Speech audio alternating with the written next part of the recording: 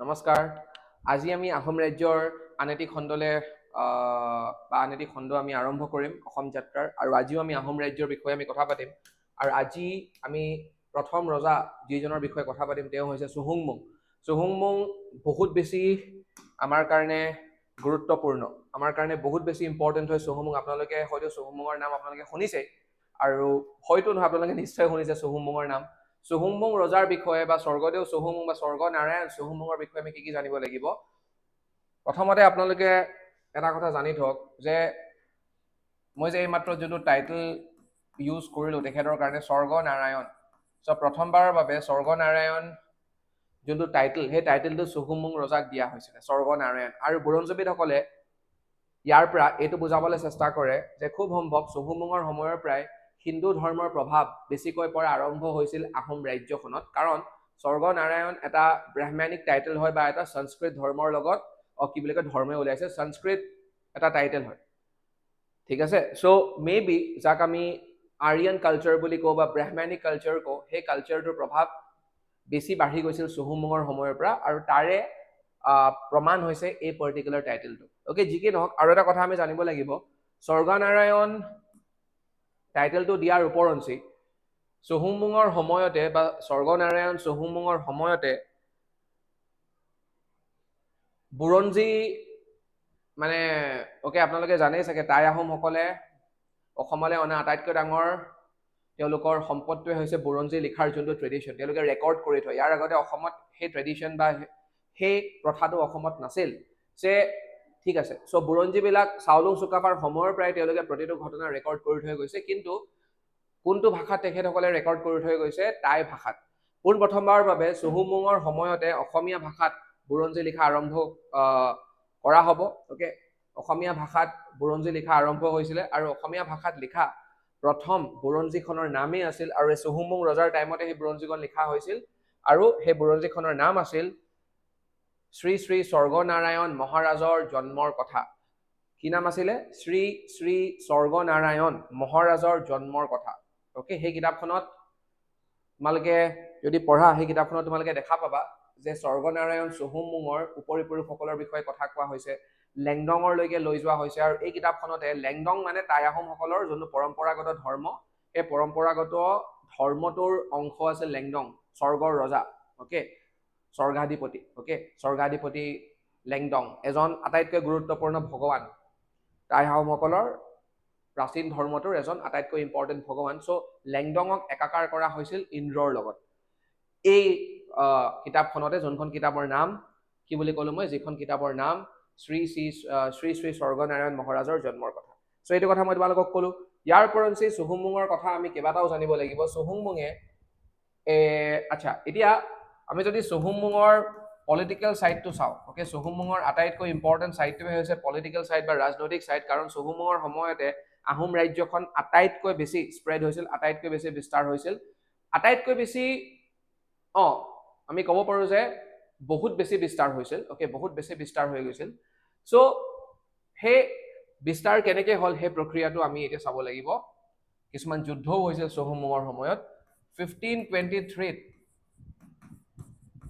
চুতীয়া ৰাজ্যৰ লগত চুহুংমুঙৰ যুদ্ধ হৈছিল 1523। সেই সময়ত চুতীয়া ৰজাজন আছিল,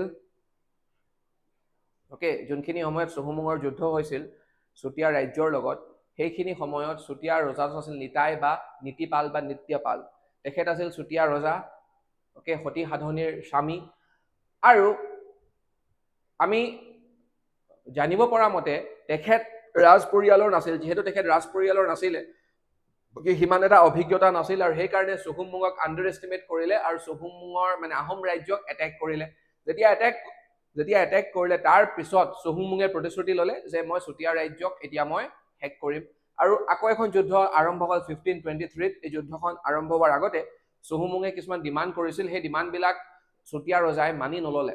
সেইকাৰণে চুহুংমুঙে এটেক কৰিলে 1523, আৰু এটেক কৰাৰ পিছত সেই গোটেই অঞ্চলটো মানে এটেক কৰাৰ পিছত চুতীয়াসকলক পৰাস্ত কৰা হ'ল, আৰু পৰাস্ত কৰাৰ পিছত গোটেই চুতীয়া ৰাজ্যখন কাৰ অধীনলৈ আহি গ'ল? আহোম ৰাজ্যৰ অধীনলৈ আহি গ'ল। আৰু অকল অধীনলৈ অহা নহয়, চুতীয়া ৰাজ্যখন এনেক্স কৰি পেলালে। মই কোৱা নাই কিন্তু চুতীয়া ৰজাক কৰাৰ কথা মই তোমালোকক কোৱা নাই, মই এনেক্স কৰাৰ কথা কৈছো। এনেক্স কৰি পেলালে, এনেক্স কৰাৰ মিনিং এইটো যে চুতীয়া ৰাজ্যখন সেইখিনি সময়ৰ পৰা নোহোৱা হৈ গ'ল। অ'কে, যিমান অঞ্চল আছিল, যিমান মানুহ আছিল, চব এতিয়া আহোম ৰজাৰ প্ৰজা হৈ গ'ল, আৰু শদিয়াৰ ওচৰ পাজৰ অঞ্চলখিনিও এতিয়া আহোম ৰজাৰ আণ্ডাৰত আহি গ'ল, কাৰণ শদিয়া আছিল সেই সময়ৰ চুতীয়া ৰাজ্যৰ ৰাজধানীখন।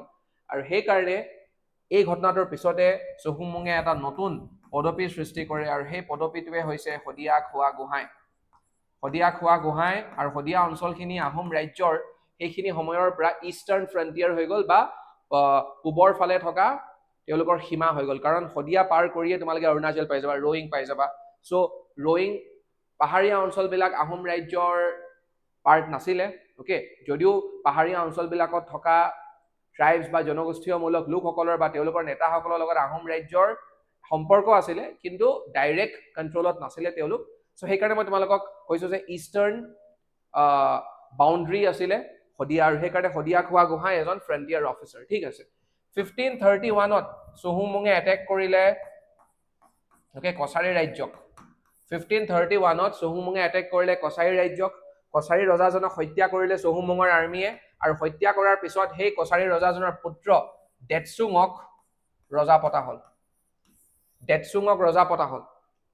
দেটচুং নামৰ যোনজন কছাৰী ৰজা, মানে তাৰপিছত দেটচুং হৈ পৰিল, আৰু দেটচুঙক ৰজা পাতিছেই চুহুংমুঙে।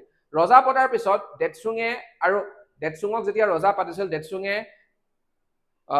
দেটচুঙে মান্তি হৈছিল যে আজিৰ পৰা মই চুহুংমুং ৰজাক, মানে মই চুহুংমুং ৰজাৰ কৰ্তলীয়া, দেটচুং চুহুংমুং ৰজাৰ কৰ্তলীয়া হৈ থাকিব বুলি দেটচুঙে কথা দিছিল। কিন্তু 1531ৰ পিছত দেটচুং ষ্টাৰ্টেড বিহেভিং ইণ্ডিপেণ্ডেণ্টলি, বা অস্বীকাৰ কৰিব ধৰিলে যে মই আজিৰ পৰা কৰ্তলীয়া নহওঁ, বা তেনেকুৱা কিবা কৰিব ধৰিলে, যোনটো কথা দিছিল কথা মতে কাম হোৱা নাছিল। সেইকাৰণে পুনৰবাৰ চুহুংমুঙে আৰ্মী পঠিয়াইছিল 1536ত। অ'কে, 1536ত পুনৰবাৰ আহোম আৰ্মীয়ে কছাৰী ৰাজ্যক এটেক কৰিছিল, আৰু সেইবাৰ দেটচুঙক হত্যা কৰিছিল। অ'কে, যোনজন দেটচুঙক চুহুংমুঙে ৰজা পাতিছিল 1536ত দেটচুঙক হত্যা কৰিলে, আৰু দেটচুঙক হত্যা কৰাৰ পিছত দেটচুঙৰ মূৰটো নি চৰাইদেউ পাহাৰত পুতি দিছিল বুলি আমি আহোম বুৰঞ্জীৰ পৰা গম পাওঁ। আৰু সেইখিনি সময়তে 1536তে সেই ঘটনাটো ঘটাৰ পিছতে কছাৰীসকলে তেওঁলোকৰ ৰাজধানীখন সলনি কৰি এইখিনি সময়ত, যোনখিনি সময়ৰ কথা মই তোমালোকক ক'লো 1531 আৰু 36ত যুদ্ধবিলাক হৈ থকাৰ সময়ত কছাৰীৰ ৰাজ্য আছিল ডিমাপুৰত। 1536ৰ পিছত যেতিয়া দেটচুঙক হত্যা কৰা হ'ল, তাৰ পিছতে কছাৰী ৰাজ্যখনে তেওঁলোকৰ ৰাজধানীখন শ্বিফ্ট কৰি ক'লে নিলে, ডিমা হাছাওলৈ নিলে। অ'কে, ডিমা হাছাও। অ'কে, ডিমাপুৰ যদি এইখিনি আছিলে, চ' ডিমাপুৰৰ পৰা স্থানান্তৰিত কৰি এইখিনি মানত আছে ডিমা হাছাও। চ' কি বুলি কয়, ডিমা হাছাওৱে ওলাইছে, চৰি দেই, মাইবং। অ'কে, মাইবঙলৈ নিলে। অ'কে, ক'লে নিলে, মাইবঙলৈ নিলে। মানে মাইবং মানে ডিমা হাছাও এইটো কাৰণে ওলালে কাৰণ বৰ্তমান সময়ছোৱাত মাইবং আছে ডিমা হাছাও। চ' মাইবং এইখিনি মানত আছে। চ' তেওঁলোক তললৈ গুচি আহিল। ঠিক আছে, 1536ত। আৰু এতিয়া কছাৰী যেতিয়া 1536ত যেতিয়া কছাৰী ৰাজ্যখন এনেক্স কৰি পেলালে, মানে কছাৰী ৰাজ্যখনো তেওঁলোকে এনেক্স কৰি পেলালে, যদিও কছাৰী ৰাজ্যখন বাচি গ'ল। অ'কে, কেনেবাকে কছাৰী ৰাজ্যখন বাচি গ'ল, কিন্তু অফিচিয়েলি কছাৰী ৰাজ্যৰ অস্তিত্ব নাই আৰু। অ'কে, কছাৰী ৰাজ্যখন এনেক্স কৰি পেলালে, আৰু সেইকাৰণে গোটেই অঞ্চলখিনি, অ'কে, গোটেই অঞ্চলখিনি, মানে মই তোমালোকক এইটো কথা ক'বলৈ বিচাৰিছো যে কছাৰী ৰাজ্যখন নাইকিয়া হৈ যোৱা নাই, কাৰণ আমি একেবাৰে অ'কে ইংৰাজসকল অসমলৈ অহাৰ পিছতো আমি কছাৰী ৰাজ্যৰ কছাৰী ৰাজ্যখনক আমি দেখা পাওঁ। অ'কে, লাষ্ট কছাৰী ৰজাজনৰ নামে আছিলে গোবিন্দ চন্দ্ৰ। অ'কে, চ' আমি ইমানখিনি আমি জানো। চ' কছাৰী ৰাজ্যখন নাইকিয়া কৰিব নোৱাৰিলে আহোম ৰজাই, কিন্তু চেষ্টা চলাইছিলে। কিন্তু অ'কে, দেটচুঙক হত্যা কৰাৰ পিছত গোটেই অঞ্চলখিনি আহোমে নিজৰ আণ্ডাৰলৈ লৈ আনিলে। অ'কে, নিজৰ অধীনলৈ লৈ আনিলে। মানে কোনখিনি অঞ্চল মই কৈ আছো, মেইনলি ব্ৰহ্মপুত্ৰ ভেলীৰ কথা। অ'কে, আহোমসকল তোমাৰ কি বুলি কয়, পাহাৰীয়া অঞ্চলবিলাক তেওঁলোকে নিজৰ অধীনলৈ অনাত বৰ এটা সফল হোৱা নাছিল, কিন্তু ব্ৰহ্মপুত্ৰ ভেলীৰ অন্যতম শক্তিশালী সত্তা আছিল আহোম। চ' সেইকাৰণে মই এতিয়া ব্ৰহ্মপুত্ৰ ভেলীৰ কথা কৈছো। একেবাৰে মই তোমালোকক অলপ আগতে বা লাষ্ট ছেশ্যনটোত মই তোমালোকক কি কৈছিলো, লাষ্ট ছেশ্যনটোত মই তোমালোকক কৈছিলো যে কছাৰী ৰাজ্যখন একেবাৰে নগাঁৱলৈকে স্প্ৰেড হৈ আছিলে। চ' এতিয়া গোটেই অঞ্চলটো, অ'কে, গোটেই অঞ্চলটো ইতিমধ্যে অলৰেডি তোমাৰ গোলাঘাটৰলৈকে, অ'কে, ইতিমধ্যে অলৰেডি দেৰগাঁৱলৈকে, মানে চুহুংমুঙৰ টাইমত এই ঘটনাটো ঘটাৰ আগতেই, অ'কে, এই ঘটনাটো ঘটাৰ আগতেই চুহুংমুঙৰ সময়ত কছাৰী ৰাজ্যখন সৰু হৈয়ে পৰিছিল, কাৰণ আহোমসকলে আগুৱাই তোমাৰ দেৰগাঁও পৰ্যন্ত পায়ে গৈছিল।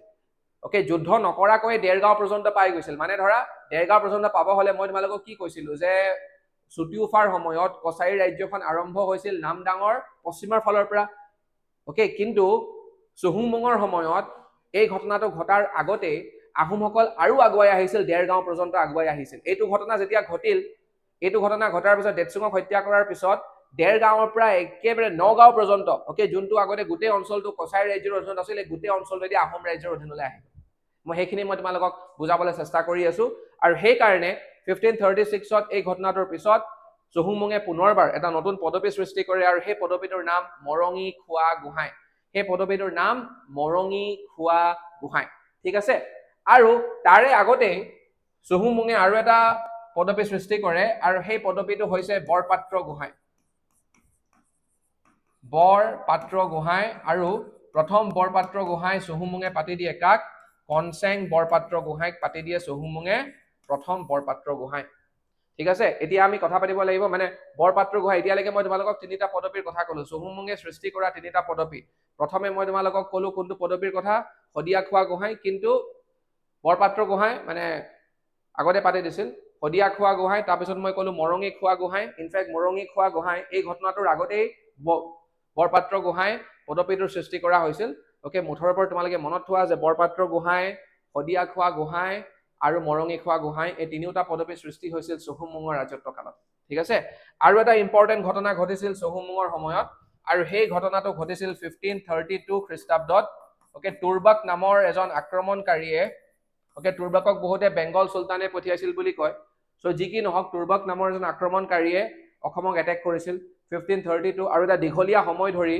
তুৰ্বাকৰ আৰ্মি আৰু আহোম আৰ্মিৰ মাজত তয়াময়া যুদ্ধ হৈছিল কেইবাখনো সৰু সুৰা যুদ্ধ হ'ল আৰু যোনখন আটাইতকৈ ইম্পৰ্টেণ্ট যুদ্ধ এই যুদ্ধখনৰ নাম হৈছে দুইমুন চিলা ওকে দুইমুন চিলা নামৰ ঠাইটুকুৰাত মানে কলিয়াবৰৰ ওচৰত এখন যুদ্ধ হৈছিল আৰু ফাইনেলি গৈ এই যুদ্ধখনৰ পিছত বা এই যুদ্ধখনৰ সময়তে কনচেং বৰপাত্ৰ গোহাঁইৰ নাম মই তোমালোকক কৈছোৱে যে প্ৰথম বৰপাত্ৰ গোহাঁই কনচেং বৰপাত্ৰ গোহাঁয়ে অৱশেষত গৈ এই তুৰ্বাকক শিৰচ্ছেদ কৰিবলৈ সক্ষম হৈছিল আৰু তুৰ্বাকৰ ডিঙিটো নি চৰাইদেউ পাহাৰত পুতি দিছিল ওকে 1532 আৰু এইখিনি সময়ৰ পিছত বা এই ঘটনাটোৰ পিছত এতিয়া তুৰ্বাকৰ লগত যিমানবিলাক মানুহ আহিছিল সেই মানুহবিলাকক কিছুমান মানুহক হত্যা কৰা হ'ল আৰু কিছুমান মানুহক সৈনিকসকলক চুহুংমুঙে বন্দী বনালে আৰু বন্দী বনোৱাৰ পিছত তেওঁলোকক কিছুদিনৰ পিছত এৰি দিয়া হ'ল আৰু তেওঁলোকক বিভিন্ন কামত নিযুক্তি দিলে আহোম ৰজাই এটা স্পেচিয়েল কাম হৈছে তেওঁলোকক কি বুলি কয় খাৰ বনোৱাত বা খাৰ ঘৰিয়া মানে কি বুলি কয় গান পাউডাৰ বা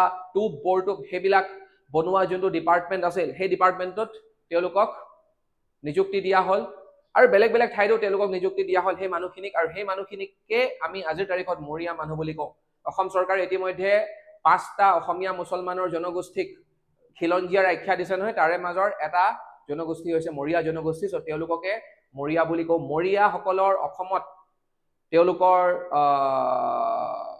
ইতিহাস বা তেওঁলোকৰ হিষ্ট্ৰীটো আৰম্ভ হয় তুৰ্বাকৰ সময়ৰ পৰা চ' এইখিনি কথা আমি জানিব লাগিব চুহুংমুং ৰজাৰ বিষয়ে ইয়াৰ ওপৰত চুহুংমুং ৰজা এইটো কাৰণেও ফেমাছ কাৰণ প্ৰথমবাৰৰ বাবে আনুষ্ঠানিকভাৱে তেখেতে চেন্সাছ কৰিছিল অসমৰ তেখেতে চেন্সাছ কৰিছিল চ' এইখিনি কথা আমি জানিব লাগিব চুহুংমুং ৰজাৰ বিষয়ে ঠিক আছে এতিয়া চুহুংমুঙৰ পিছত তেখেতৰ পুত্ৰ ওকে ইয়াত চুকেংমুং লিখা আছে কিন্তু চুকলেংমুং ইয়াত এটা কি হ'ব লাগে ইয়াত এটা এল হ'ব লাগে এল চুকলেংমুং ওকে কোৱা হয় যে চুকলেংমুং ৰজাই এজন মানুহৰ হতুৱাই নিজৰ পিতৃক হত্যা কৰিছিল মানে চুহুংমুং ৰজাক চুকলেংমুঙে হত্যা কৰিছিল বুলি আমি আহোম বুৰঞ্জীত পাওঁ এজন চাকৰৰ হতুৱাই যি কি নহওক চুকলেংমুং ৰজাৰ বিষয়ে মই তোমালোকক ইতিমধ্যে কিছুমান কথা কৈছোৱে যোনটো এপিসোড চাবাচোন আমাৰ কি বুলি কয় ইউটিউবত দিয়াই আছে কোচ ৰাজ্যৰ যোনটো এপিসোড কাৰণ চুকলেংমুং ৰজাৰ সময়তে প্ৰথমবাৰৰ বাবে কোচ আৰু আহোমৰ মাজত যুদ্ধখন আৰম্ভ হৈছিল সেই যুদ্ধখনৰ বাবে চুকলেংমুং বহুত ইম্পৰ্টেণ্ট আজি মই খালি তোমালোকক কৈ থওঁ যে আমি চুকলেংমুঙক গড়গঞা ৰজা বুলি কওঁ ওকে গড়গঞা ৰজা বুলি আমি চুকলেংমুঙক এইটো কাৰণে কওঁ কাৰণ চুকলেংমুঙৰ সময়তে গড়গাঁওখন প্ৰথমবাৰৰ বাবে ৰাজধানী হৈছিল আৰু চুকলেংমুঙে এগৰাকী ম্যানমাৰৰ ৰাজকুমাৰীৰ লগত তেখেতৰ বিয়া হৈছিল সেই ৰাজকুমাৰীগৰাকীৰ নাম আছিল চাওচিং মই ইতিমধ্যে তোমালোকক এটা সেশনত কৈছোৱে যে তাই আহোমসকলৰ নৰ ৰজাৰ লগত এটা ভাল সম্বন্ধ আছিল কাৰণ তেওঁলোক একেটা পৰিবাৰৰে আছিল চ' চাওচিং নামৰ ৰাজকুমাৰীগৰাকীৰ লগত চুকলেংমুঙৰ বিয়া হৈছিল আৰু কোৱা হয় যে এই চাওচিং নামৰ ৰাজকুমাৰীগৰাকী বহুত বেছি টেলেণ্টেড আছিল, বহুত বেছি জ্ঞানী আছিল, বহুত বেছি মানে তেখেতৰ ষ্ট্ৰেটেজিক চেন্স, তেখেতৰ ডিফেন্সিভ চেন্স, তেখেতৰ আৰ্কিটেকচাৰেল চেন্সো আছিলে, ইঞ্জিনিয়াৰিং চেন্সো আছিলে, আৰু সেইকাৰণে তেখেতে চুকলেংমুঙক আইডিয়া দিছিল, আৰু তেখেতৰ আইডিয়াছবিলাক লৈ চুকলেংমুঙে গড়গাঁৱত প্ৰথমবাৰৰ বাবে এটা দুৰ্গ নিৰ্মাণ কৰিছিল, আৰু সেই দুৰ্গটো বহুত বেছি শক্তিশালী আৰু কেইবাটাও লেয়াৰ আছিল। অ'কে, কেইবাটাও মানে ধৰা দুৰ্গটোত পটককে কোনো সোমাব নোৱাৰে, বেলেগ বেলেগ দুৱাৰৰ পৰা আৰম্ভ কৰি বেলেগ বেলেগ লেয়াৰ আছিল, এখন ৱাল পাৰ কৰিলে আৰু এখন ৱাল পাবা, সেইখন ৱাল পাৰ কৰিলে আৰু এখন ৱাল পাবা। চ' তেনেকুৱাকে এটা দুৰ্গ তৈয়াৰ কৰিছিল। চ' চাওচিং নামটো তোমালোকে মনত থবা। এইখিনি কথা আমি জানিব লাগিব চুকলেংমুঙৰ বিষয়ে। চুকলেংমুঙৰ পিছত আমাৰ কাৰণে যোনজন গুৰুত্বপূৰ্ণ ৰজা, তেখেত হৈছে চুকাম্ফা বা খুৰা ৰজা। এতিয়া চুকাম্ফা বা খুৰা ৰজা, চুকাম্ফাক আমি খুৰা ৰজা বুলি কিয় কওঁ? চুকাম্ফাক আমি খুৰা ৰজা বুলি এইটো কাৰণে কওঁ কাৰণ ৰজা হোৱাৰ পিছত তেখেতৰ এটা এক্সিডেণ্ট হৈছিল, আৰু তেখেত তোমাৰ খুৰা হৈ গৈছিল কাৰণে আমি তেখেতক খুৰা ৰজা বুলি কওঁ। ঠিক আছে, চুকাম্ফাৰ বিষয়েও মই তোমালোকক অলৰেডি কৈ থৈছো। অ'কে, চুকাম্ফা এটা কথা মই তোমালোকক কওঁ এতিয়া যে আটাইবিলাক আহোম স্বৰ্গদেউৰ ভিতৰত, অ'কে, আহোম স্বৰ্গদেউসকলৰ ভিতৰত চুকাম্ফাৰ ৰাজত্বকালে আছিল আটাইতকৈ দীঘলীয়া ৰাজত্বকাল। অ'কে, 1603 খ্ৰীষ্টাব্দলৈকে তেখেত ৰজা হৈ থাকে, আৰু তেখেতৰ পুত্ৰৰে নাম আছিল চুচেনফা বা প্ৰতাপ সিংহ। কিন্তু চুকাম্ফাৰ বিষয়ে, চুকাম্ফা এনেকুৱা এজন ৰজা, যিজন ৰজা আমাৰ কাৰণে বা এক্সামৰ প্ৰেক্ষাপটৰ পৰা গুৰুত্বপূৰ্ণ এইটো কাৰণে হৈ পৰে কাৰণ তেখেতো ইনভলভ আছিল আহোম আৰু কোচসকলৰ মাজত যোনখন দ্বিতীয় যুদ্ধ হৈছিল, যোনখন যুদ্ধত মহাপ্ৰতাপী চিলাৰায় গোটেই উত্তৰ পূৰ্বাঞ্চলৰে মানে, আৰু তেখেতৰ ককায়েক নৰনাৰায়ণ গোটেই উত্তৰ পূৰ্বাঞ্চলৰে এক প্ৰকাৰে ৰজা হৈ পৰিছিল। সেই যুদ্ধখন হৈছিল চুকাম্ফাৰ সময়তে। তাৰ উপৰঞ্চি নৰনাৰায়ণ আৰু চিলাৰায়ে কামাখ্যা মন্দিৰ ভাগ ইমান সুন্দৰভাৱে বনাইছিল 1565ত। সেই সময়তো আহোম ৰজা হৈছিল বা আহোম ৰজা আছিল চুকাম্ফা। ট্ৰিটি অফ মাজুলীও চুকাম্ফাৰ লগতে চাইন হৈছিল। নৰনাৰায়ণ আৰু চিলাৰায়ৰ মৃত্যু চুকাম্ফাৰ সময়ত হৈছিল। চুকাম্ফাৰ সময়ত কেইবাটাও গুৰুত্বপূৰ্ণ ঘটনা আহোম ৰাজ্যটো হৈছিল আৰু কোচ ৰাজ্যটো হৈছিল। অ'কে, কোচ ৰাজ্যখন বিভক্তও চুকাম্ফাৰ সময়তে হৈছে। ঠিক আছে, চ' চুকাম্ফাৰ কথা আমি এইখিনি জানিব লাগিব। অ'কে, চুকাম্ফাৰ কথা মই তোমালোকক কৈছোৱেই যে যোনটো কোচ কিংডমৰ ওপৰত যোনটো এপিছড মই ৰেকৰ্ড কৰিছো, সেই এপিছডটোতে তোমালোকে চুকাম্ফাৰ বিষয়ে গোটেই ডিটেইলছখিনি পাই যাবা। কেতিয়াবা এক্সামত এইটো মানে এনেকেও তেওঁলোকে প্ৰশ্ন সুধিব পাৰে যে যিটো সময়ত এই ঘটনাটো ঘটিছিল কোচ ৰাজ্যত আহোম ৰজা কোন আছে। চ' সেইকাৰণে মই তোমালোকক এইবিলাক কথা মই তোমালোকক কৈ থৈছো। ঠিক আছে, চ' অ'কে, চ' ইমানখিনিতে আজিৰ এই ক্লাছটো মই অন্ত পেলাম। অ'কে, পুনৰবাৰ তোমালোকক লগ পাম এটা নতুন ছেশ্যনত। জয় আই অসম, নমস্কাৰ।